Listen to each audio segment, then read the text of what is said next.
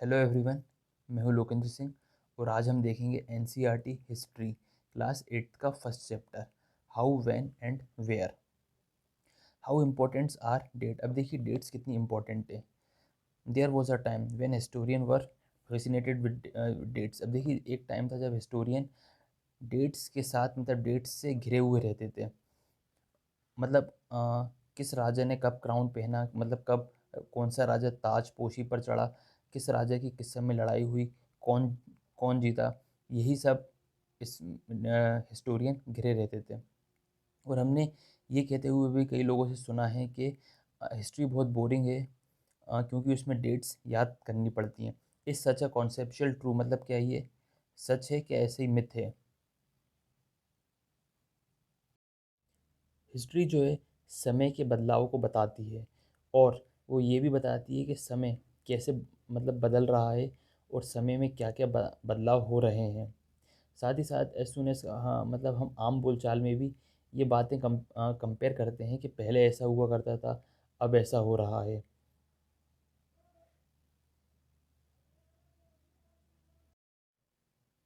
बहुत सारी चीज़ें ऐसी हैं जो हमारे आम मतलब आम ज़िंदगी में और रोज़मर्रा की ज़िंदगी में होती हैं, बट हम उन पर कभी सवाल नहीं उठाते हैं और हम उनको हमेशा ग्रांटेड ही लेते हैं। मतलब जैसी चीज़ें चली आ रही थी वैसी अभी भी हैं, but most of the time हम वंडर होते हैं उस चीज़ों को जानने के लिए, थोड़ा क्यूरियस होते हैं जो चीज़ें हमें थोड़ा जाननी चाहिए। जैसे कि हम सड़क के किनारे किसी व्यक्ति को देखें कि वो रोड साइड पर टी के स्टॉल पर चाय पी रहा है, तो हमें ये थोड़ा जानना है कि आखिर चाय पीने का चलन एग्जैक्ट कब से स्टार्ट हुआ। और यदि हम ट्रेन को देखें कि आखिर ट्रेन एग्जैक्ट कब से स्टार्ट हुई, और ट्रेन के पहले कोई व्यक्ति दूसरे लॉन्ग डिस्टेंस को मतलब लंबा सफ़र कैसे तय करता था जब ट्रेन नहीं थी। और यदि हम न्यूज़पेपर को देखें, मतलब जब न्यूज़पेपर नहीं थे, जब न्यूज़पेपर का प्रचलन नहीं था, तो खबरें एक दूसरे तक पहुंचाई कैसे जाती थी, मतलब कैसे जानकारी मिलती थी।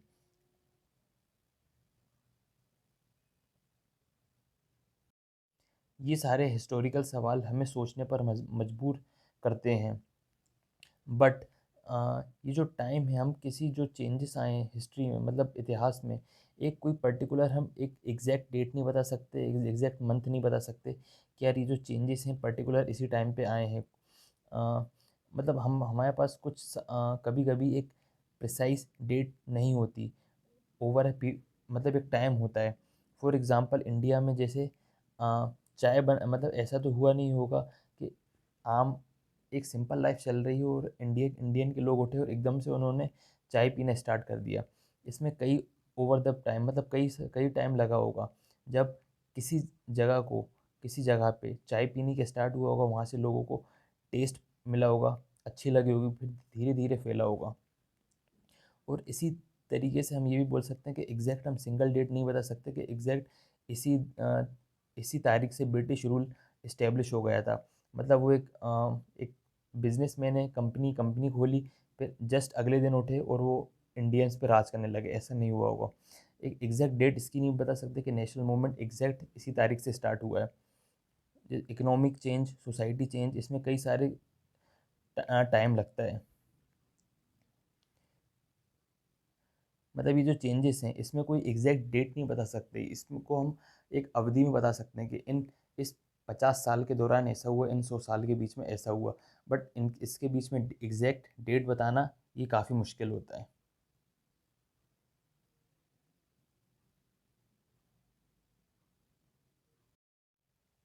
अगर ऐसा है तो हिस्ट्री को हमेशा डेट से कनेक्ट क्यों करा जाता है, इसके पीछे एक रीज़न है। मतलब एक टाइम था जब राजा महाराजा, उनका जो एक हिस्टोरियन होता था, वो उनका रिकॉर्ड्स रखता था, उनके बिग इवेंट्स का, उनके बैटल्स का, लड़ाई झगड़े का। और जो राजा महाराजा होते थे उनकी कुछ पॉलिसीज़ होती थी, तो उनको रिटर्न में लिखा जाता था कि कि किस राजा ने कौन गद्दी पर बैठा, कौन क्राउन पर बैठा, उसकी कब शादी हुई, और किस राजा को किस समय उसका बच्चा हुआ, और किस समय उसने एक पर्टिकुलर लड़ाई लड़ी है, और किस समय उसकी मृत्यु हुई है, और उस राजा की मृत्यु के बाद कौन नेक्स्ट सक्सेसर मतलब अगला राजा कौन गद्दी पर बैठा है। तो इस तरीके की जो डेट होती है इनका एक रिकॉर्ड होता है पर्टिकुलर और हिस्ट्री में, और ये इम्पोर्टेंट डेट्स होती हैं क्योंकि इनका एक पर्टिकुलर रिकॉर्ड्स होता है।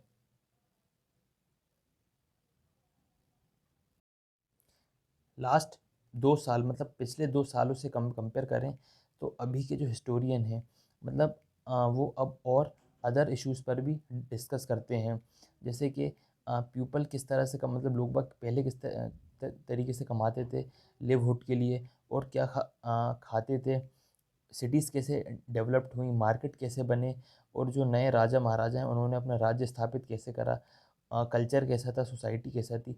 अब हिस्टोरियन इन सब चीज़ों पर भी इंटरेस्ट लेने लगे हैं। Which date? अब देखिए हिस्ट्री में जो डेट्स आती हैं वो डेट्स कौन सी होती हैं? क्या हर डेट इम्पोर्टेंट होती है? मतलब हर डेट इम्पोर्टेंट नहीं होती।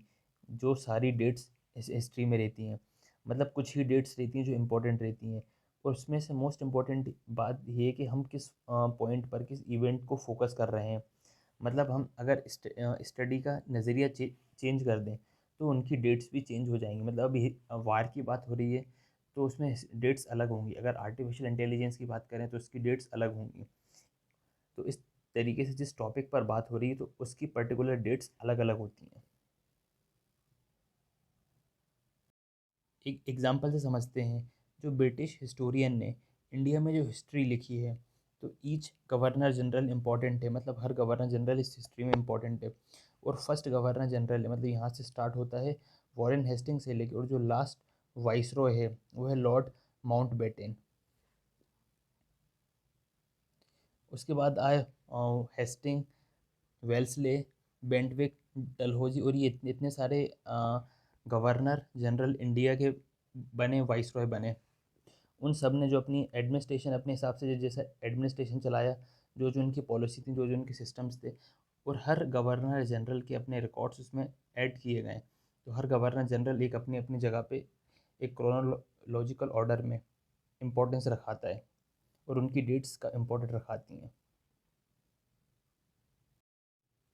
क्या ऐसा नहीं हो सकता कि अभी तक जो ये हिस्ट्री है क्या उसको दोबारा से लिखा जाए, मतलब उसको फिर से लिखा जाए गवर्नर जनरल के बारे में, वाइस रॉयस के बारे में, और ये जो डिफरेंट ग्रुप है मतलब इंडियन सोसाइटी है, इन सब के बारे में दोबारा से लिखा जाए। मतलब जब भी हिस्ट्री लिखते हैं, जब भी हिस्ट्री के बारे में लिखते हैं तो हम देखते हैं हिस्ट्री को स्टोरीज़ के रूप में बांट दिया जाता है, उसको कई डिवाइड इनटू कई सारे चैप्टर्स के रूप, कई सारे चैप्टर्स में उसको बांट दिया जाता है। ऐसा इसलिए करते हैं ताकि उसका एक फ्लो, मतलब एक सीक्वेंस बना रहे, और इस प्रोसेस में जब नई हिस्ट्री लिखी जाएगी, दोबारा से हिस्ट्री लिखी जाएगी, तो उसमें कुछ नया होगा। जो अभी इंडिया के रिकॉर्ड्स हैं वो ब्रिटिश साम्राज्य के रिकॉर्ड्स के हिसाब से हैं। तो इसमें ब्रिटिश गवर्नर जनरल के बारे में बताया गया है, और इंडियंस की एक्टिविटी उसके बारे में कुछ भी स्पेस नहीं है। तो यदि दोबारा से अगर उनकी हिस्ट्री लिखी जाएगी तो हम ये फोकस करेंगे उसमें इंडियंस के बारे में ज़्यादा लिखा रहे। और इन अभी ये जो डेट्स हैं ये पुरानी वाली डेट्स हैं, वो चेंज होकर जो इम्पोर्टेंट्स डेट जिन्हें हम मानते हैं अब वो नई डेट्स इंपॉर्टेंट बन जाएंगी अगर हिस्ट्री दोबारा से लिखी जाएगी तो। How do we periodise? अब देखिए पीरियड को कैसे नापते हैं, पीरियड कौन से देखते हैं, कौन सा समय, कौन सा कार्यकाल है। देखिए एक स्कॉटिश इकोनॉमिस्ट थे जेम्स मिल, उन्होंने एक बुक लिखी ब्रिटिश के ऊपर, a history of British India, मतलब जब ब्रिटिश का शासन इंडिया में था। उस बुक को 3 पार्ट्स में डिवाइड कर, हिंदू, मुस्लिम एंड ब्रिटिश। मतलब ये है वो दौर। हिस्ट्री को अलग अलग पार्ट्स में डिवाइड क्यों करते हैं? देखिए हर कालखंड, हर एक अवधि की एक क्वालिटीज़ होती हैं, विशेषता होती हैं, कुछ कैरेक्टरिस्टिक्स होते हैं। जब वो एक टाइम के बाद जब वो चेंज आती हैं तो उनमें बहुत सारे डिफरेंस आते हैं। फॉर एग्जांपल जब मुगल्स थे तो वो कुछ हिस्ट्री की कुछ विशेषताएं थी। जब वो ब्रिटिश एम्पायर आया तो उस टाइम की एक अलग क्वालिटीज़ थी, इसीलिए उनको अलग अलग पार्ट्स में डिवाइड किया जाता है। देखिए मिल जो था, जेम्स मिल जो था, उसका ऐसा मानना था कि जो एशियन सोसाइटी, मतलब जो एशिया के लोग हैं, वो सिविलाइजेशन के मामले में यूरोप से पीछे हैं। मतलब यूरोप के लोग ज़्यादा सभ्य हैं, एशिया के लोग मतलब इंडियन लोग और जो पाकिस्तान है, बांग्लादेश है, यहाँ के लोग थोड़े कम सभ्य हैं। और अकॉर्डिंग टू मतलब जेम्स मिल के अनुसार यहाँ पे ब्रिटिश शासन के पहले यहाँ के राजा हिंदू मुसलमान में आपस में झगड़ा करते थे, रिलीजियस टॉलरेंस था और सुपरस्टिशन अंधविश्वास था ब्रिटिश के आने से पहले। और जेम्स मिल का ऐसा मानना था कि ब्रिटिश लोग ही मतलब इंडिया को सिविलाइज कर सकते हैं और इंडिया में सभ्यता ला सकते हैं। और जेम्स मिल ने सजेस्ट भी करा था कि British should conquer all the territory of India to ensure enlightenment happiness of the Indian people. मतलब ब्रिटिश लोगों को इंडिया की टेरिटरी पे पूरा कब्जा कर लेना चाहिए और कब्जा करने के बाद उन लोगों को इनलाइटमेंट और हैप्पीनेस प्रोवाइड करवाने के लिए, मतलब ब्रिटिश जब तक पूरे इंडिया पे कब्जा कर लेंगे फिर उनको मतलब सिविलाइज करेंगे, ऐसा इसका मानना था। For India was not capable progress without British help. मतलब जब तक ब्रिटिश हेल्प नहीं करेंगे तब तक इंडिया प्रोग्रेस नहीं करेगा, ऐसा जेम्स का मानना था। जेम्स मिल का ऐसा मानना था कि हम ब्रिटिश लोग ही हैं जो इंडिया को सिविलाइज कर सकते हैं, मतलब उन्हें सभ्य बना सकते हैं, वरना ये लोग ऐसे ही रहेंगे। मतलब एक भारत इनकी नज़रों में एक डार्कनेस वाला देश था। असल में ऐसा मतलब और रियल में ऐसा नहीं है। इससे पहले भी कई राजा आए, वो लोग वहाँ पे रहते थे और सही तरीके से देश अपना जो राज्य जो टेरिटरी जो कंट्रोल में था उसको चलाया करते थे। और किसी भी प्रकार से कोई प्रॉब्लम नहीं थी रिलीजियस टॉलरेंस को लेकर।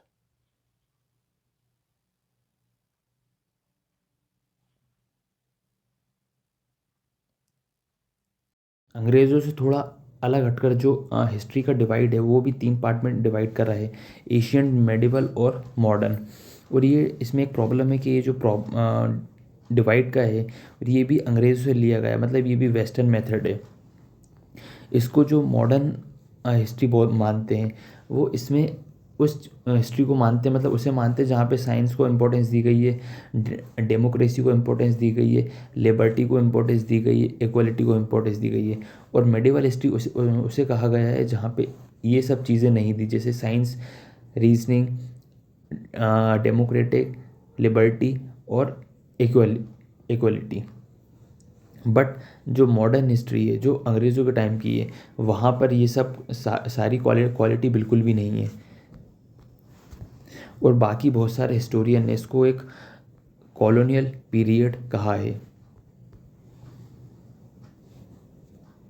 What is colonial? कॉलोनियल का मतलब क्या होता है? देखिए हम इस बुक में देखेंगे कि किस तरह से ब्रिटिश इंडिया में आए और उन्होंने इंडिया के राजा को सब्जुगेट करा। सब्जुगेट का मतलब होता है उन्हें अपने अधीन करा। और कैसे उन्होंने इंडिया पर टैक्स सिस्टम लगाया अपने एक्सपेंस के लिए, अपने खर्चे के लिए। और इंडियंस को फोर्स करा कुछ फसलें उगाने के लिए जिनकी डिमांड इंग्लैंड में बहुत है। जो आगे पढ़ेंगे कि इंडिगो उगाने के लिए किस तरह से ब्रिटिश ने इंडियंस को फोर्स करा और उन्होंने किस तरीके से इंडिया पर कंट्रोल करा, पॉलिटिकली, इकोनॉमिकली, सोशली और कल्चरली चेंज करा। और इसी प्रोसेस को कॉलोनाइजेशन कहते हैं। और ये कोई एक तरीके से चेंजेस नहीं था, इसमें से सभी क्लासेस के मतलब हर वर्ग के लोगों में चेंजेस आए। इसीलिए इस जो बुक है इसका नाम है आर पास्ट्स, मतलब एस एस दिया हुआ है, प्लूरल है, मतलब प्लूरल है, मतलब कई कई सारे चेंजेस हैं।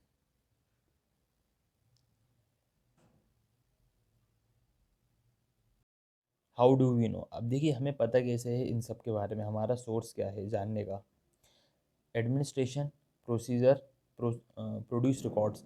अब देखिए जो वन इम्पोर्टेंट सोर्स है मतलब ब्रिटिश के रिकॉर्ड्स को जानने का, वो है ब्रिटिश के रिकॉर्ड्स जो उनके एडमिनिस्ट्रेशन है, किस तरीके से वो एडमिनिस्ट्रेशन किया करते थे। इसका एक तरीका है कि वो रिटर्न में लिखते थे हर चीज़ को, चाहे वो उनका कोई इंस्ट्रक्शन हो, चाहे प्लान हो, चाहे पॉलिसी हो, चाहे वो किसी प्रकार का डिसीजन हो, एग्रीमेंट हो, इन्वेस्टिगेशन हो, हर चीज़ को वो रिटर्न में लिखते थे। और ये उनका इंपॉर्टेंट सोर्स है क्योंकि लिखने के बाद उस पर स्टडी की जा सकती थी इजीली, उस पर डिबेट किया जा सकता था।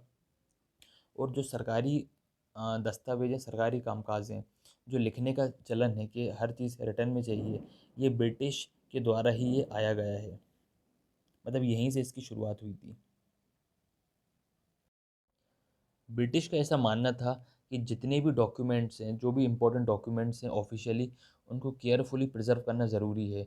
इसीलिए उन्होंने जितने भी एडमिनिस्ट्रेटिव डॉक्यूमेंट्स हैं और जितने भी एडमिनिस्ट्रेटिव इंस्टीट्यूशन है, वहाँ पर सभी में एक रिकॉर्ड रूम बनवाया, जैसे tehsildar office, collectorate, commissioner office, secretariat, law court, मतलब सभी के पास एक रिकॉर्ड रूम है, आर्चीव से म्यूज़ियम है, ताकि वो अपने सारे इंपॉर्टेंट डॉक्यूमेंट्स प्रिज़र्व कर सकें। देखिए जैसे कि एक लेटर को एक किसी भी लेटर को, इम्पोर्टेंट डॉक्यूमेंट्स को एक ऑफिस से दूसरे ऑफिस भेजा जाता है एडमिनिस्ट्रेशन के, तो एडमिनिस्ट्रेशन ही, और 19th सेंचुरी में इसकी शुरुआत हुई थी, और जिसको हम अभी भी उसको रीड कर सकते हैं और जिसके बारे में अभी भी पढ़ सकते हैं। मतलब जैसे एक ज़िला अधिकारी दूसरे ज़िले अधिकारी को जो डॉक्यूमेंट्स भेजता है, ये वही डॉक्यूमेंट्स हैं जो इम्पोर्टेंट डॉक्यूमेंट्स, इसीलिए इनके रिकॉर्ड्स रूम अलग से बनाए जाते थे।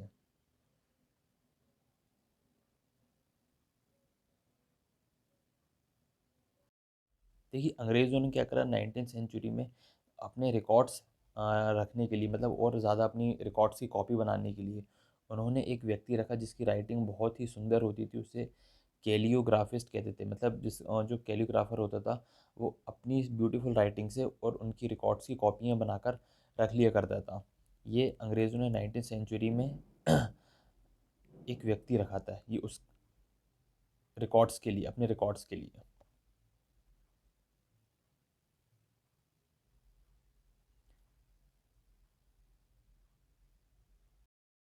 सर्वे बिकम इम्पॉर्टेंट। देखिए अंग्रेज़ों का ऐसा मानना था कि किसी देश में अगर राज करना है, कहीं पर भी राज करना है, किसी भी जगह पर, तो वहाँ के एरिया को, मतलब वहाँ की जगह को समझना बहुत ज़रूरी है, और वहाँ के लोगों को समझना बहुत ज़रूरी है। मतलब वहाँ के लोगों को सर्वे करना बहुत ज़रूरी है।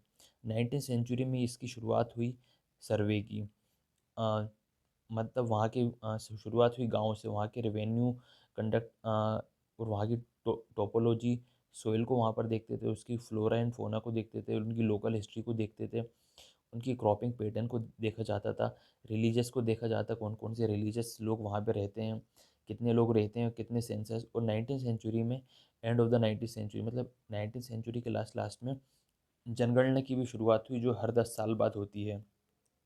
इसमें कास्ट, लोगों की कास्ट, लोगों के बारे में जनगणना, और यहाँ तक कि पेड़ों की जनगणना, और वो सारी जूलॉजिकल जितने भी सर्वे हैं, जो भी एडमिनिस्ट्रेशन के रूप में काम आते हैं, अंग्रेज़ों ने इसकी शुरुआत की, ताकि देश को सही चलाने के लिए वहाँ के एरिया को, ज्योग्राफी को, कल्चर को समझा जा सके। What official record do not tell. अब देखिए ऑफिशियल रिकॉर्ड्स से हमें कौन सी बातें पता नहीं चलती, मतलब ऐसी कौन सी बातें जो ऑफिशियल रिकॉर्ड्स में नहीं है। तो ये हमें पता है, ये सारे जो ब्रिटिश ने ऑफिशियल रिकॉर्ड्स छोड़ के रखे थे, सारे सरकारी दस्तावेज जो जो ज़रूरत होते थे, चाहे वो कलेक्टरेट हो, कमिश्नर हो, चाहे वो सब रजिस्ट्रार हो, हर सबके पास सबका ऑफिशियल रिकॉर्ड होता था।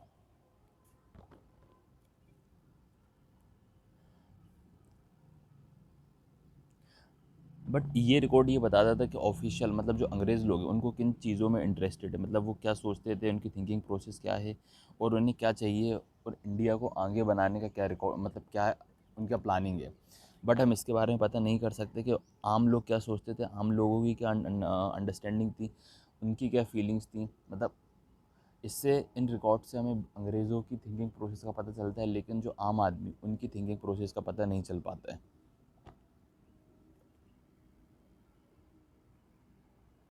फिर आम लोगों के बारे में जानने के लिए तो हमें अदर रिसोर्सेज पर जाना पड़ेगा।